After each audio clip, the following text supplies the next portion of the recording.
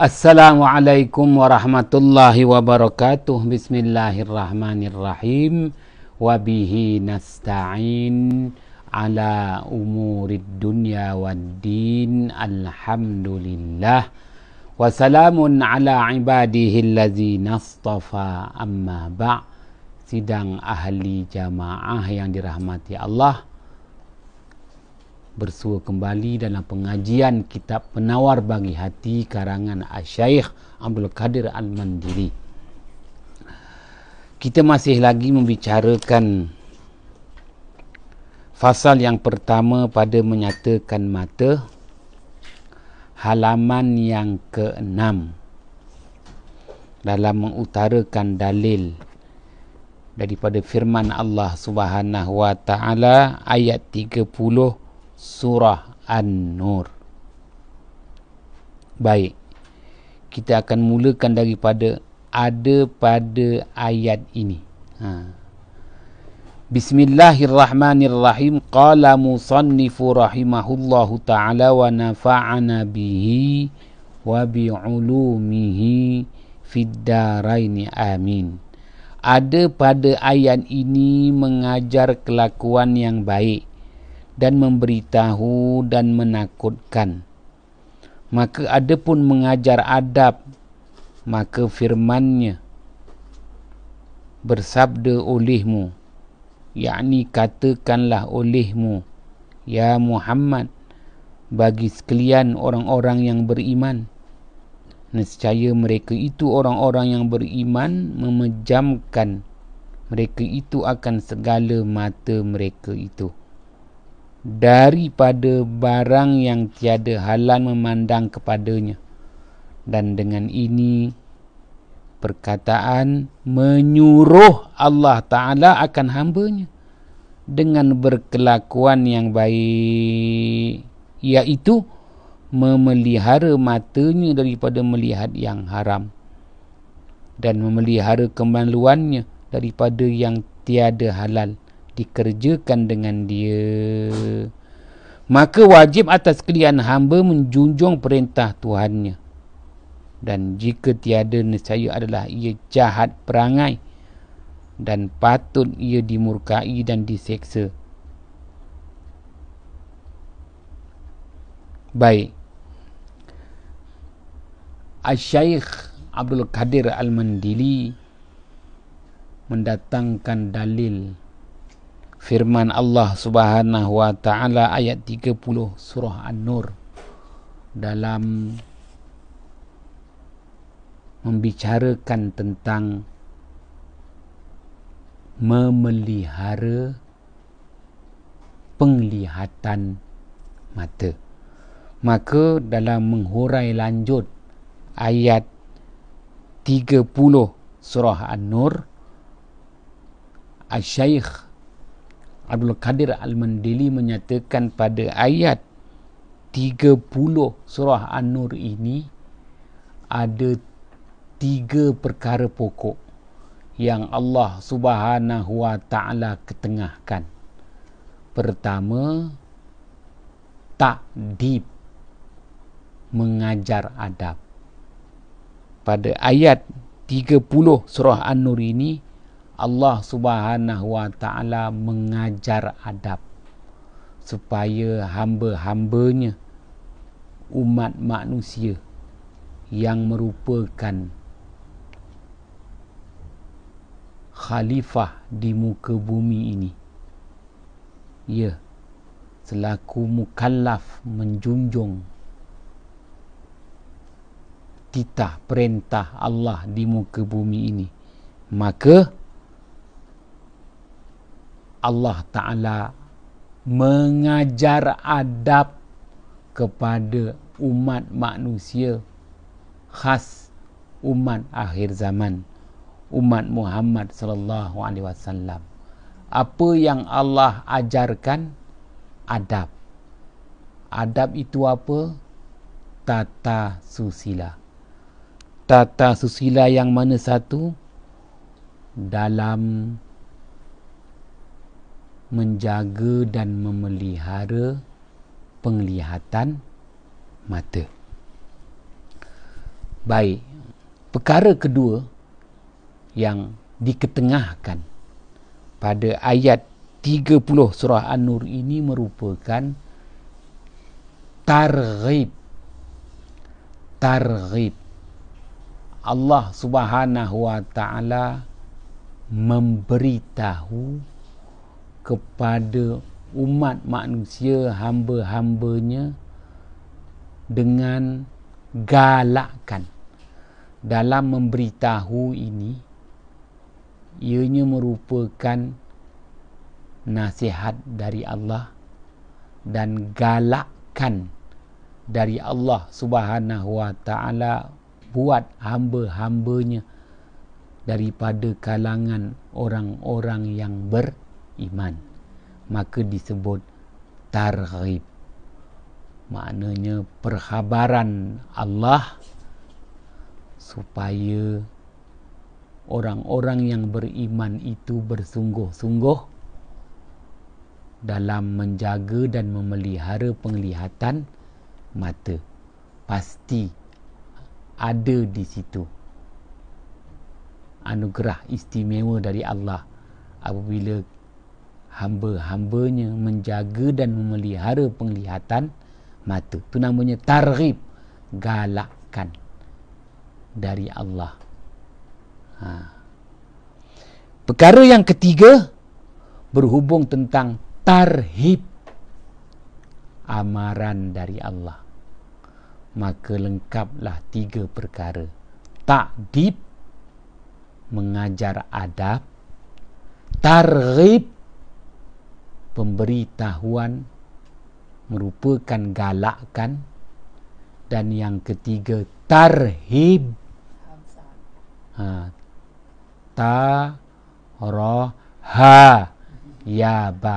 tarhib, amaran, peringatan dari Allah Subhanahu wa taala buat hamba-hambanya, terutamanya orang-orang yang beriman. Ta'dib, mengajar adab. Maka kalau diperhatikan ayat 30 surah An-Nur, kullil mu'minina yaghuddu min absarihim wa yahfazu furujahum. Maka potongan ayat 30 daripada kullil mu'minin hinggalah furujahum.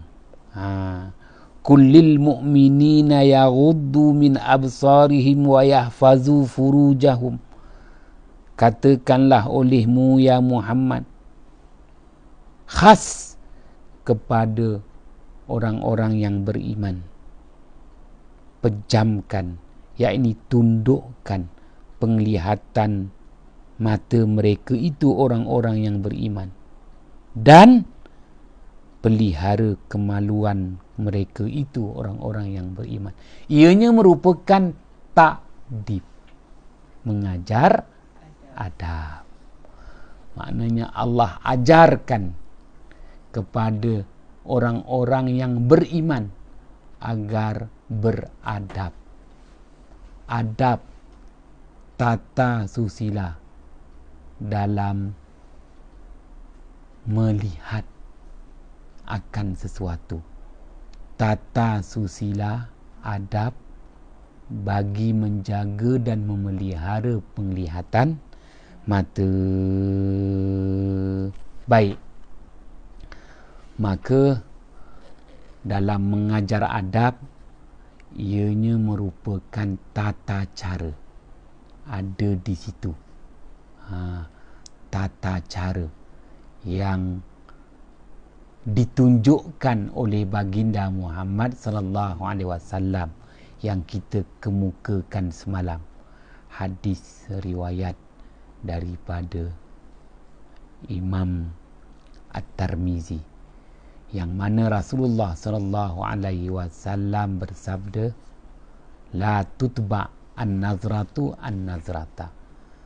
Jangan diikutkan penglihatan kali pertama dengan penglihatan kali kedua. Fa inna laka al-ula, kerana bahawasanya hak kamu melihat hanyalah melihat kali yang pertama. Kerana melihat kali yang pertama itu gharadun, ada tujuan dan maksud. Melihat kali yang kedua itu fitnatun, yang membawa kepada kerosakan. Baik, adanya adab, adanya tata cara. Setelah Allah mengajar adab, Rasulullah tunjukkan tata cara dalam kita melihat sesuatu. Maka seorang tokoh ulama yang terbilang, Asy-Syaikh Al-Imam Ibnu Ruslan Ar-Ramli, yang wafat pada tahun 844 Hijrah, menulis dalam Matan Zubat. Dalam Matan Zubat, maknanya dalam bait syair, disebut fakullu ma amaruhu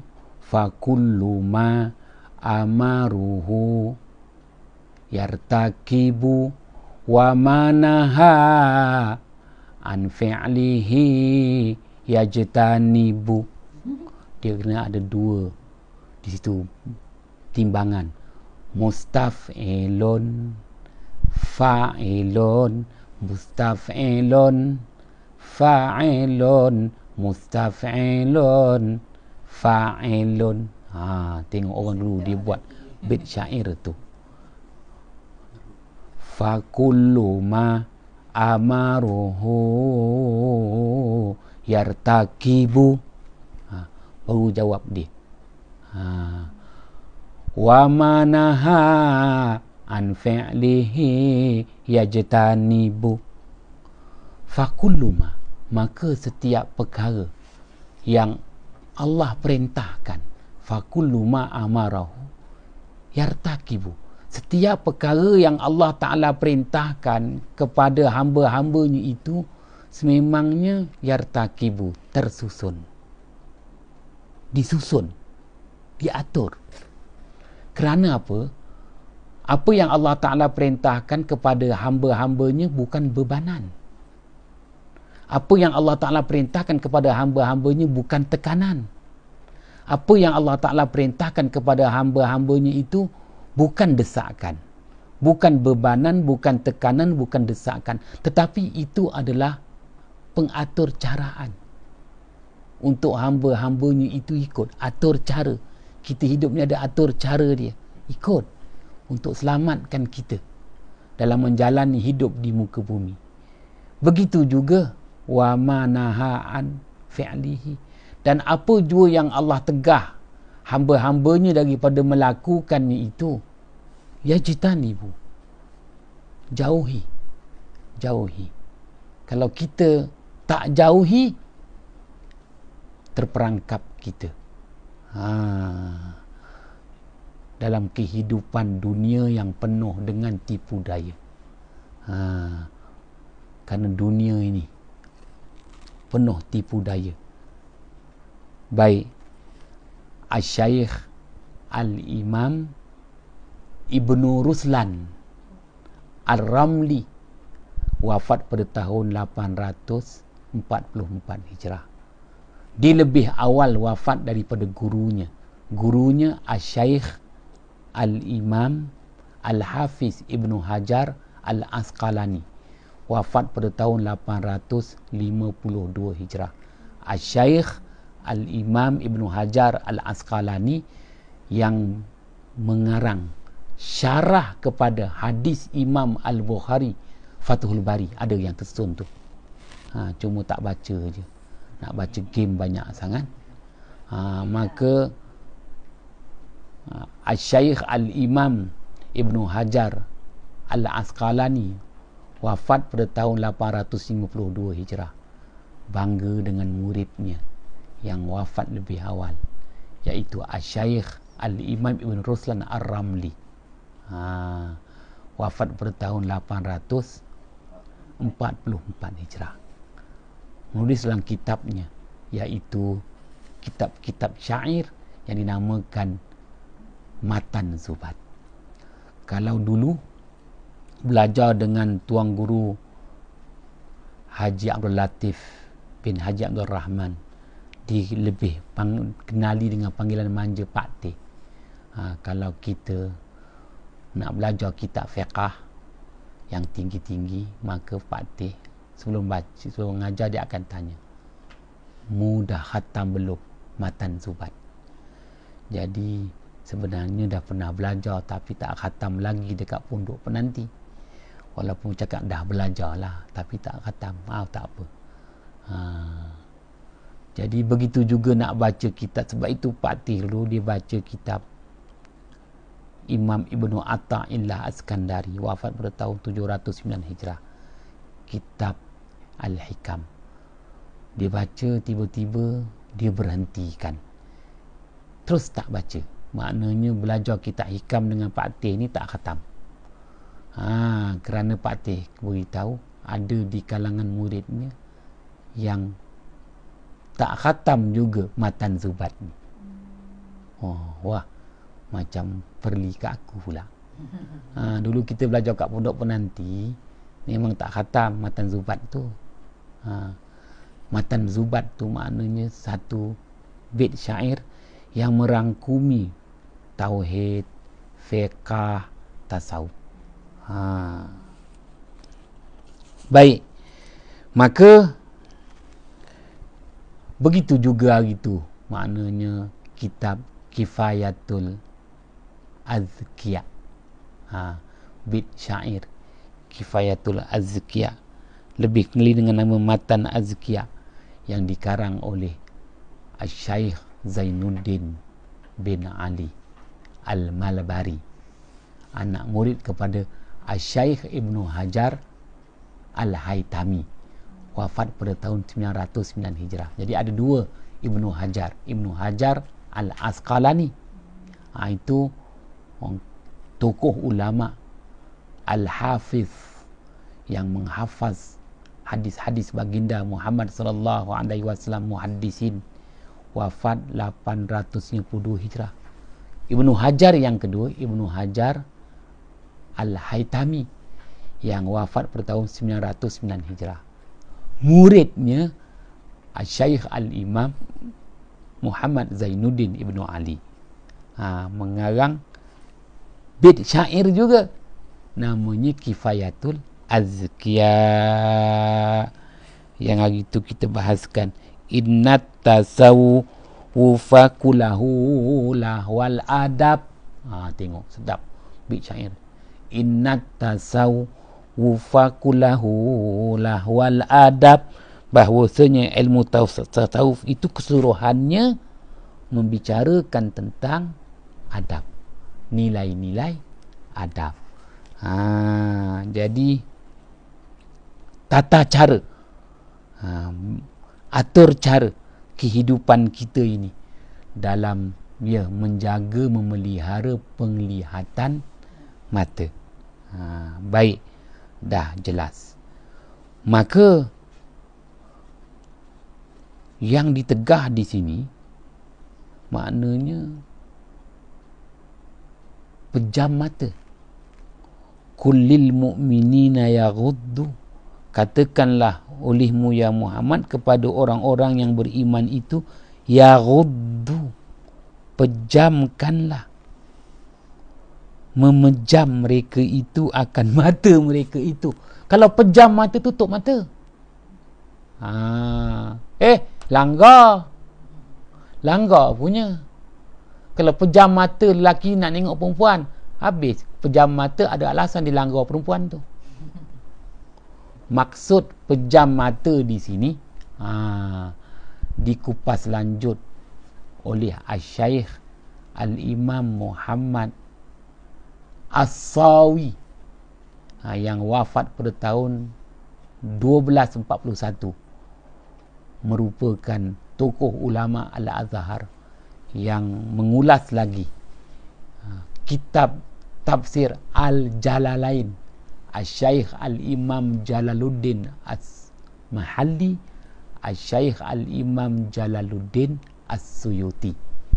Maka dikupas lanjut dalam kitab Hasyiah As-Sawi, yang dimaksudkan dengan memejamkan mata itu ialah menundukkan penglihatan mata.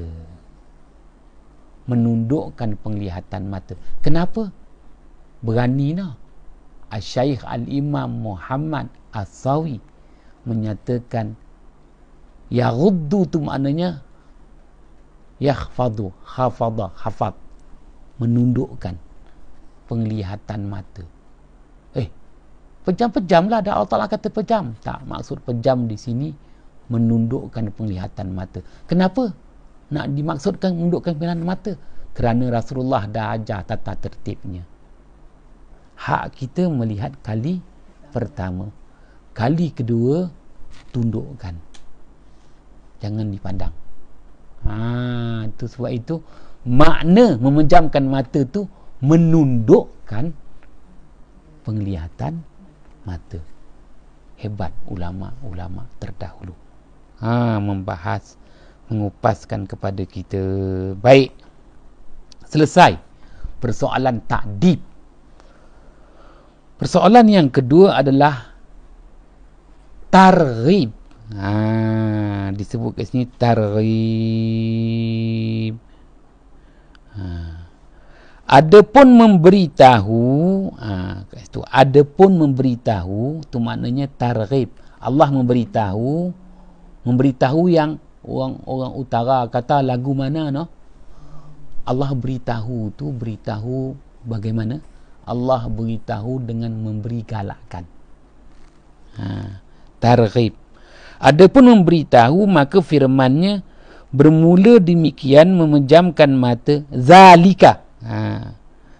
Zalika, bermula demikian memejamkan mata dan memelihara faraj, kemaluan itu, azkalahum, lebih membersihkan dan lebih menumbuhkan, menambahkan kebaikan bagi mereka itu. Zalika azkalahum, itu dia. Jadi zalika azkalahum itu merupakan targhib. Kalau daripada kullil mu'minin sampai furujahum itu namanya ta'dib. Zalika azkalahum targhib. Innallaha khabirum bima yasnaun, itu namanya tarhib. Hebat ulama dulu dia. Disusunkan untuk kita.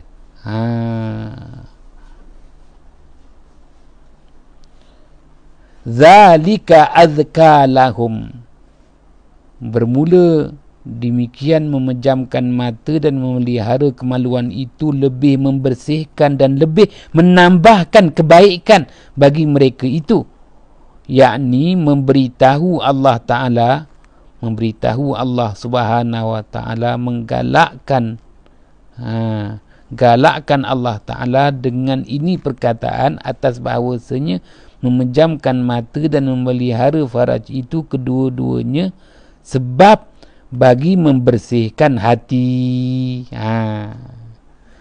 Maka apa manfaat daripada menundukkan penglihatan mata dan memelihara kemaluan?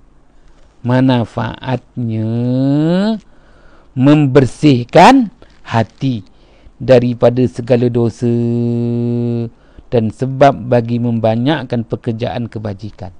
Manfaat kedua. Manfaat pertama membersihkan hati.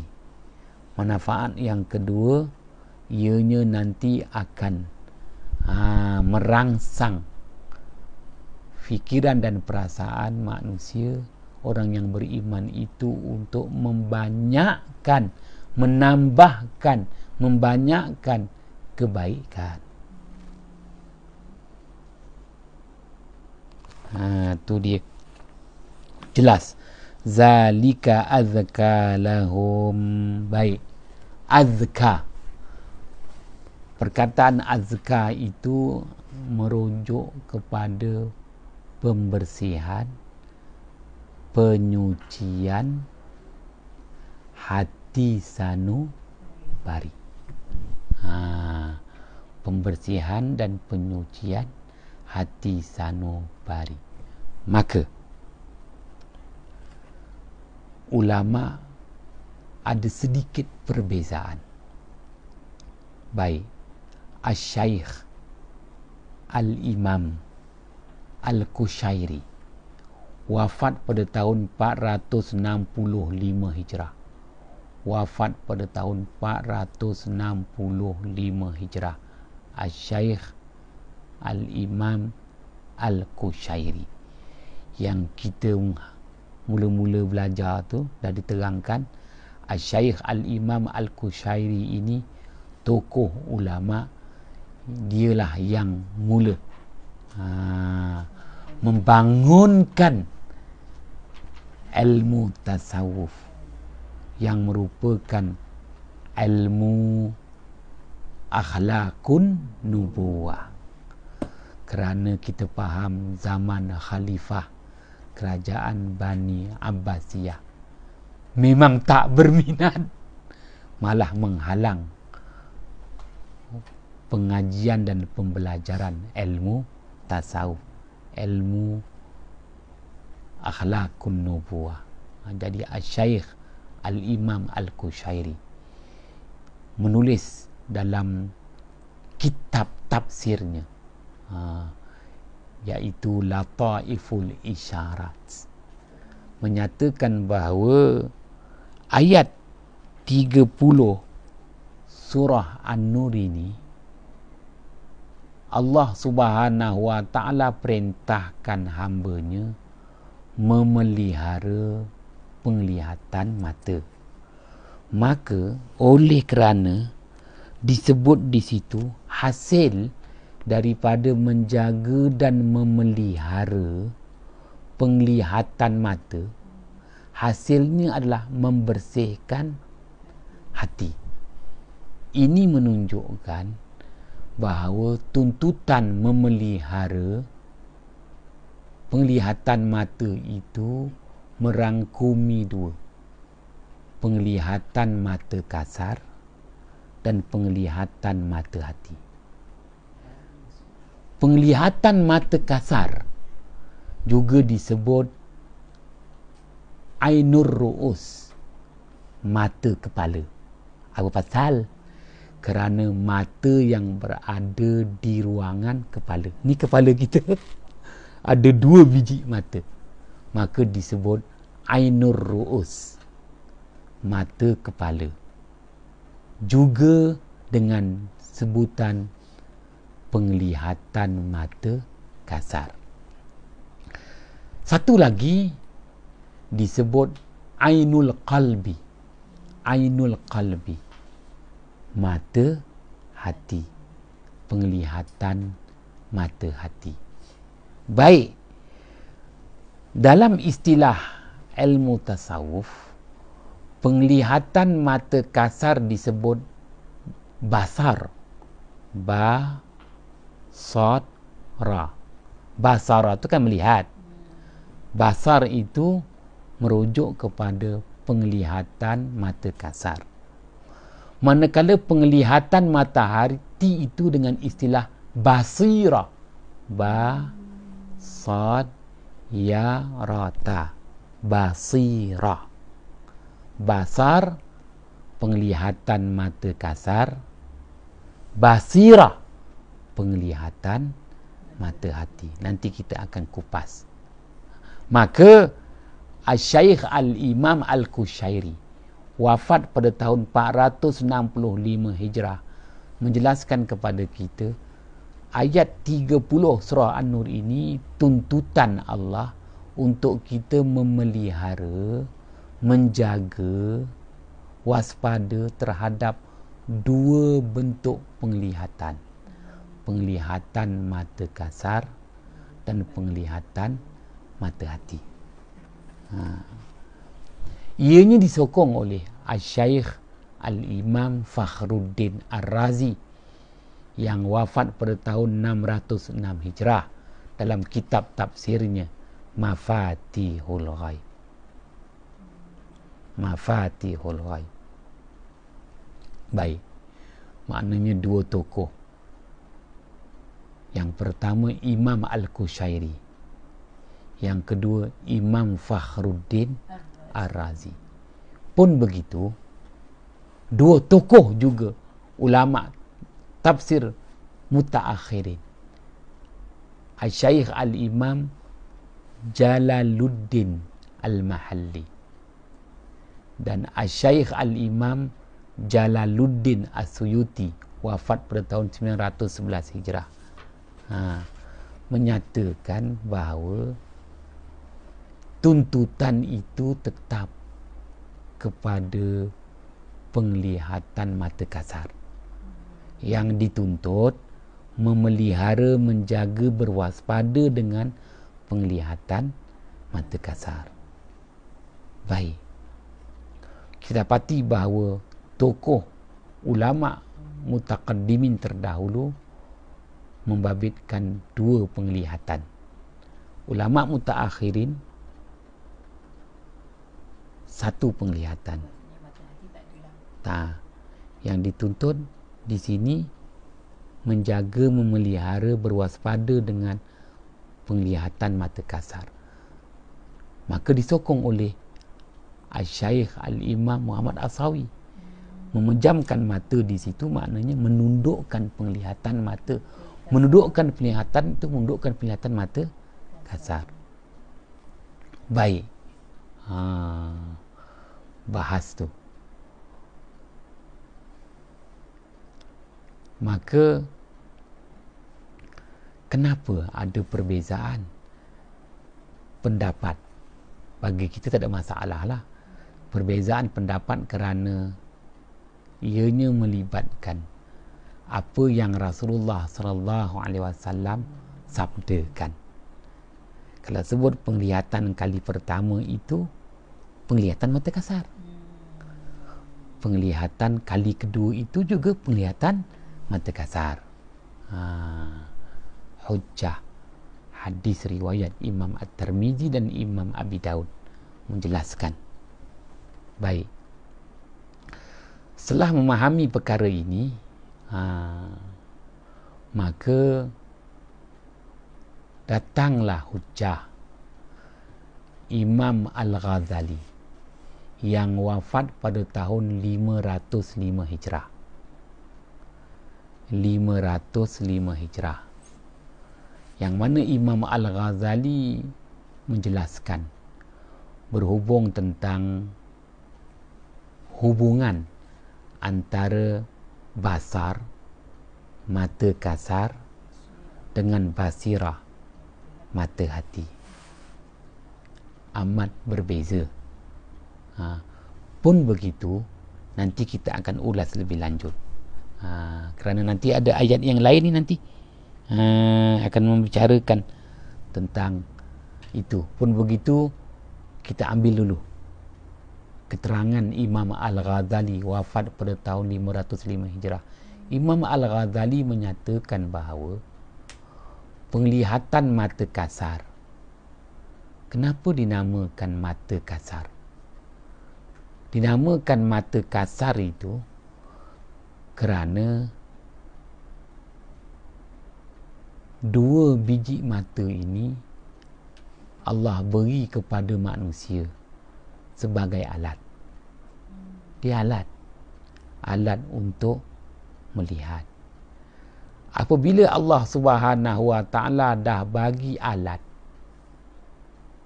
ya, maka dua biji mata itu sebagai alat untuk melihat, mengesahkan bahawa penglihatan itu adalah pinjaman dari Allah. Allah pinjamkan. Apabila Allah pinjamkan kepada kita, maka apa yang dipinjamkan tu dibataskan. Macam kita pinjam barang orang, jangan sampai rosak, jangan lebih-lebih. Allah Ta'ala nak tunjukkan kepada kita Allah Maha berkuasa, Allah Maha kaya. Jadi Allah Ta'ala bagi pinjam penglihatan. Sikit aja. Oleh kerana dibagi pinjam penglihatan itu dengan wasilah, dengan alat. Apa pasal? Menunjukkan Allah bataskan penglihatan kita. Tak semua benda yang kita mampu lihat. Sebab itu orang Melayu kata pun mata kasar. Mata kasar ni maknanya mata ni hanya dapat lihat benda yang kasar-kasar aja. Benda halus tak nampak. Mata kasar. Seperti ringgit Malaysia. Tu benda kasar. Yang boleh nampak. Kita akan nampak macam mana pun. Orang buta pun boleh tahu. Not 10 ke, not 50. Kerana dia boleh rasa.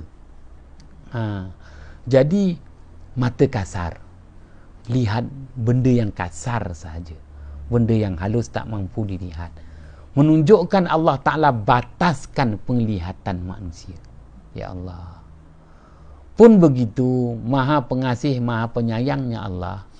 Allah Subhanahu Wa Ta'ala apabila dah bagi pinjam penglihatan dan dibataskan penglihatan, maka Allah Ta'ala bagi peluang untuk kita menyelami apa yang kita lihat, menikmati apa yang kita lihat, merasai apa yang kita lihat dengan diberikan mata hati. Dengan mata hati kita dapat menyelami apa yang dilihat oleh mata kasar. Mata hati itu dapat merasai, menikmati apa yang dilihat oleh mata kasar. Kerana mata kasar ini, kata Imam Al-Ghazali, mata kasar manusia ini dia hanya sekadar pemberita. Pemberita. Istilah dalam bahasa Arab disebut ikhbar anit tasawuri, ikhbar anit tasyakkuli, ikhbar anil alwani. Memberitahu, pemberita kepada mata hati tentang tasawur, gambar apa yang dilihat. Tasyakul, bentuk apa yang dilihat. Alwan, warna apa yang dilihat. Mata hatilah yang merasai rupa yang dilihat, bentuk yang dilihat, warna yang dilihat. Hebat Imam Al-Ghazali dalam menjelaskan kepada kita. Contohnya macam kita tengok apple tu nampak warna merah. Jadi hati warna merah mesti sedap. Gitu. Ibaratnya. Tasawur, rupa, tasyakul, bentuk, alwan, warna. Dengan kata lain, mata kasar ini dia penyampai sahaja. Penyampai berita sahaja. Penyampai maklumat sahaja. Mata hati yang merasai, menikmati, melazati. Basira.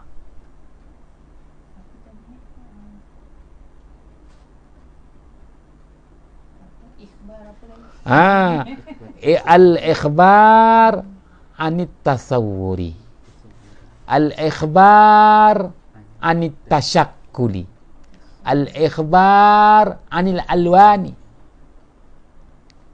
Itu istilah bahasa Arab lah. Tasyakkul, tasawur, tasyakkur, alwan.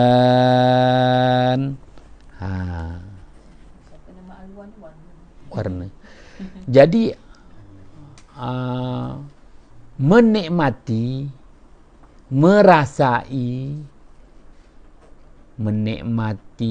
merasai, melazati, tamattu', bersedap-sedap. Itu adalah mata hati. Maka menikmati, melazati, apa lagi? merasai bersedap-sedap,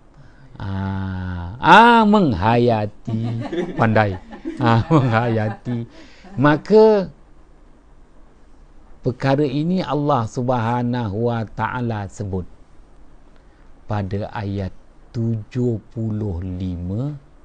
suratul Hijr. Inna fi zalika la ayatin lil mutawassimin. Al mutawassimin. Inna fi zalika, bahawasanya yang demikian itu, la ayatin,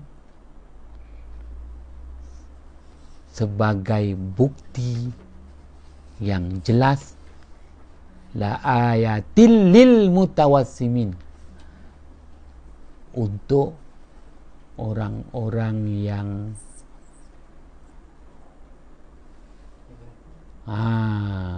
melihat dan mengambil iktibar.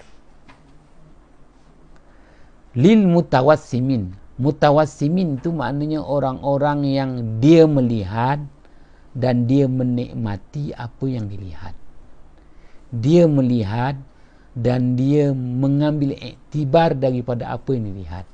Dia melihat, dia merasai, dia menjiwai, dia menghayati, macam adik cakap, apa yang dilihat. Ada orang dia tengok tak faham. Dia tak hayati, dia tak nikmati, dia tak lazati, dia tak menjiwai apa yang dilihat. Semata-mata melihat aja, waste time, buang masa. Inna fi zalika la ayatin lil mutawassimin.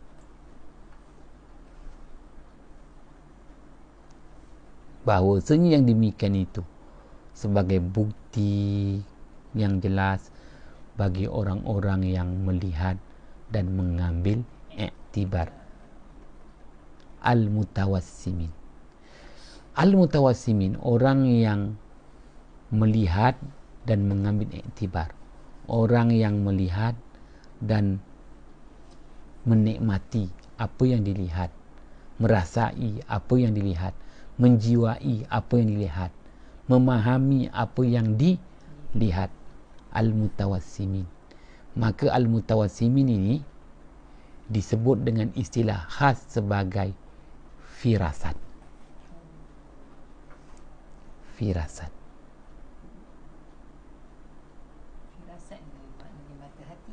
Firasat itu mata hati. Firasat itu mata hati. Firasat itu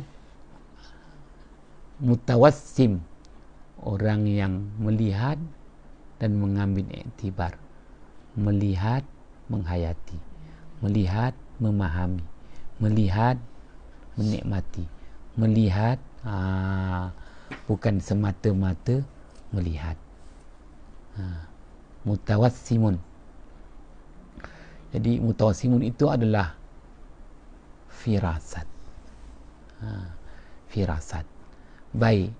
Asy-Syaikh Al-Imam Fakhruddin Ar-Razi wafat pada tahun 606 Hijrah. Dalam kitab tafsir yang kita ada itu, Mafatihul Ghaib. Dia juga orang tokoh ulama yang mula-mula menghurai dalam satu kitab khas, Al-Firasat. Ada. Tengah cari kat mana tu, lama tak baca. Al-Firasat. Satu-satunya tokoh ulama yang membahaskan tentang firasat, iaitu melihat dan menghayati, melihat dan mengambil iktibar, melihat dan menjiwai firasat. Pun begitu, firasat ini adalah anugerah Allah kepada orang-orang yang beriman.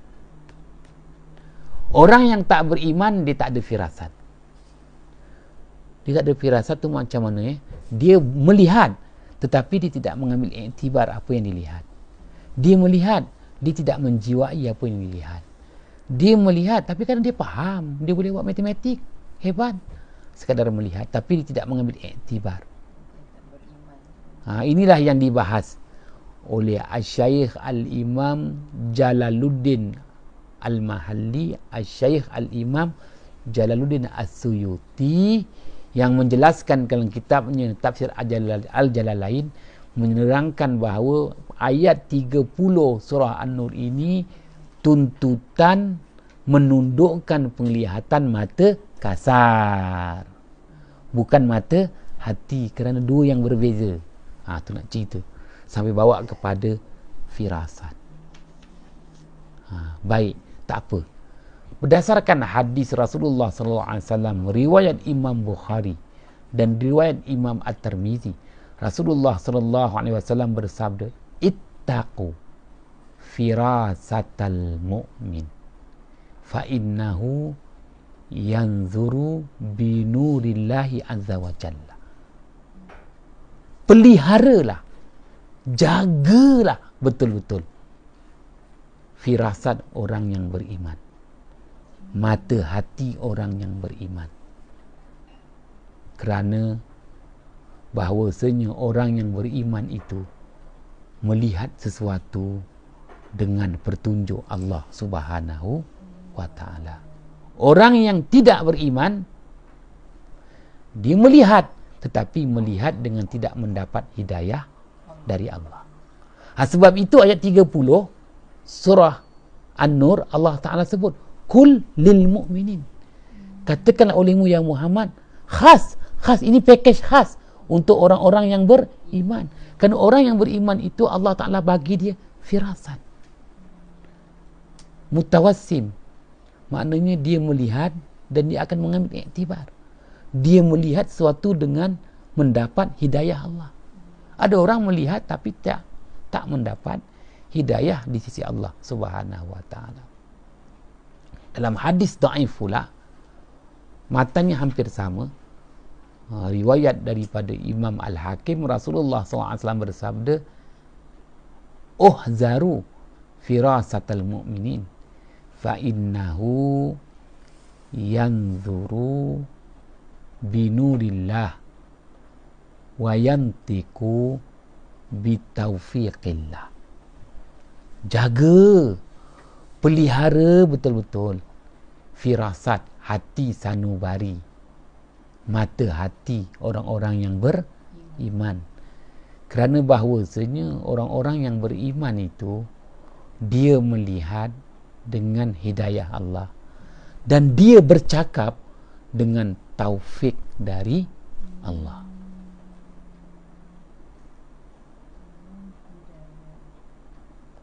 Melihat dengan hidayah Allah, bercakap dengan mendapat taufik dari Allah. Taufik itu makna kekuatan.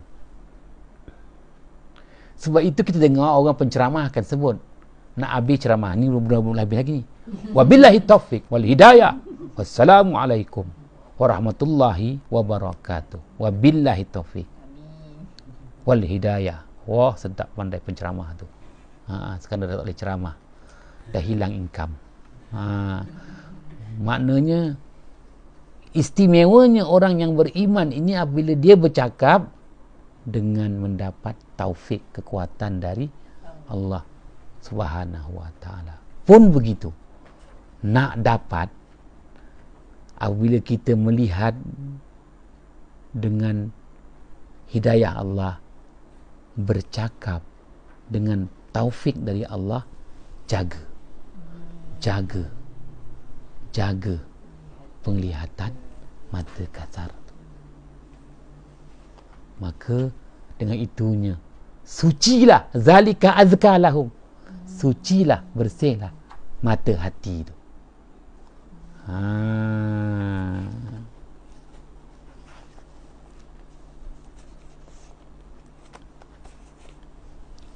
Sebab itu Imam Al-Ghazali, Imam Asy-Syafi'i, maknanya dalam kalam nazamnya kan berhubung tentang syakautu ilal waqi bisu'il hifzi, aku mengadu dan mengajukan persoalan kepada guruku tentang lemah ingatanku, fa'arsyadani ila tarkil ma'asi, maka guruku tunjukkan kepada aku untuk aku jauhi dan tinggalkan maksiat. Fa arsyadani ila tarkil ma'asi. Begitulah juga maknanya kena jaga betul-betul penglihatan mata kasar ni, pelihara, maka bercahayalah, bersinarlah mata hati. Istilahnya. Baik, kita habiskan sikit lagi.